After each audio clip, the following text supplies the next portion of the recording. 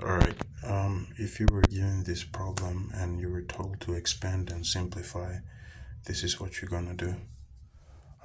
First, what we do is we expand this by multiplying x, this term, with the first term here. So this will give us, when we multiply both of them, this will give us square root of x squared, and then x square root of x multiply with minus 4 will give us minus 4 square root of x, and then this one, oh, so we're done with this. So we're using the first term here in this bracket to multiply both of these terms here.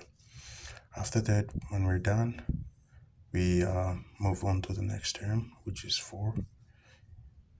Get 4 multiplied with the first term here, which will give us positive 4 square root of x. Take note of the sign conventions. And then after that, get 4 multiplied with the other 4, the second term here.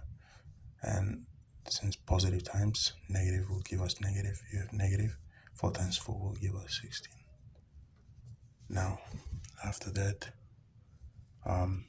since we know that taking a square of a root function will give us, remove the root and just give us whatever value that's inside. So we are going to be left with x, and since minus 4 square root of x plus 4 square root of x are same but different signs, they both add up, gives us 0, and then bring the minus 16 here.